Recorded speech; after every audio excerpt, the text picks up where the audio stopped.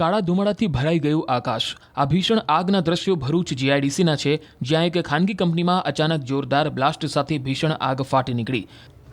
આગના કારણે અફરાતફરીનો માહોલ સર્જાયો। બ્લાસ્ટનો અવાજ દૂર સુધી સંભળાતા આસપાસના લોકોમાં ભયનો માહોલ જોવા મળ્યો।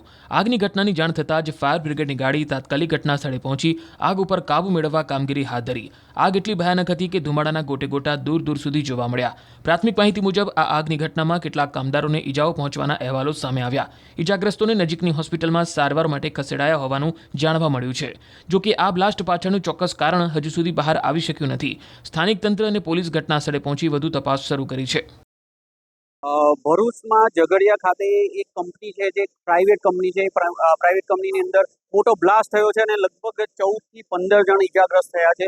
અત્યારે આપ જોઈ રહ્યા છો કે જે ઝઘડિયાની જીઆઈડીસીની મેટ્રોપોલિટીન એક્ઝિચેમ કંપની છે, તેમાં તો જોરદાર બ્લાસ્ટ થયો હતો અને બ્લાસ્ટના કારણે ભીષણ આગ પણ ફાટી નીકળી હતી। એના લીધે અફરાતફરી થવા માંગી હતી।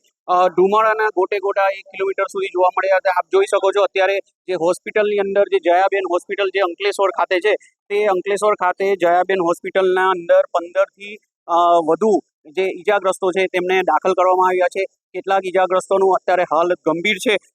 જે ઈજાગ્રસ્ત છે, ઈજાગ્રસ્તને અંદર બ્લાસ્ટથી જે ઈજા પામી છે એમને અંદર દાખલ કરવામાં આવ્યા છે। પરંતુ સૌથી મોટી વાત એ છે કે હજી પણ કેટલાય જે કામદાર છે તે હજી પણ ત્યાં કંપનીની અંદર છે અને અત્યારે જે જયાબેન હોસ્પિટલ છે તેમાં વારંવાર લાવવામાં આવ્યા છે।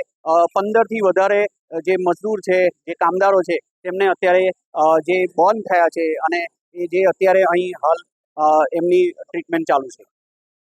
કાળા ધુમાડાથી ભરાઈ ગયું આકાશ। આ ભીષણ આગના દ્રશ્યો ભરૂચ જીઆઈડીસીના છે, જ્યાં એક ખાનગી કંપનીમાં અચાનક જોરદાર બ્લાસ્ટ સાથે ભીષણ આગ ફાટી નીકળી। આગના કારણે અફરાતફરીનો માહોલ સર્જાયો। બ્લાસ્ટનો અવાજ દૂર સુધી સંભળાતા આસપાસના લોકોમાં ભયનો માહોલ જોવા મળ્યો। આગની ઘટનાની જાણ થતાં જ ફાયર બ્રિગેડની ગાડી તાત્કાલિક ઘટના સ્થળે પહોંચી આગ ઉપર કાબુ મેળવવા કામગીરી હાથ ધરી। આગ એટલી ભયાનક હતી કે ધુમાડાના ગોટે ગોટા દૂર દૂર સુધી જોવા મળ્યા।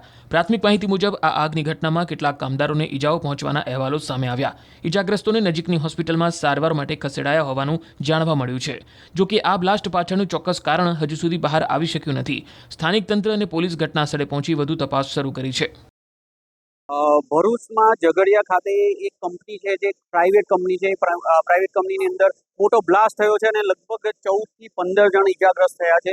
અત્યારે આપ જોઈ રહ્યા છો કે જે ઝઘડિયાની જીઆઈડીસીની મેટ્રોપોલિટીન એક્ઝિચેમ કંપની છે, તેમાં તો જોરદાર બ્લાસ્ટ થયો હતો અને બ્લાસ્ટના કારણે ભીષણ આગ પણ ફાટી નીકળી હતી। એના લીધે અફરાતફરી થવા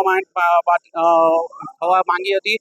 ધુમાડાના ગોટે ગોટા 1 કિલોમીટર સુધી જોવા મળ્યા હતા। આપ જોઈ શકો છો અત્યારે જે હોસ્પિટલની અંદર, જે જયાબેન હોસ્પિટલ જે અંકલેશ્વર ખાતે છે, તે અંકલેશ્વર ખાતે જયાબેન હોસ્પિટલના અંદર 15 થી વધુ જે ઈજાગ્રસ્તો છે તેમને દાખલ કરવામાં આવ્યા છે। કેટલાક ઈજાગ્રસ્તોનું અત્યારે હાલત ગંભીર છે।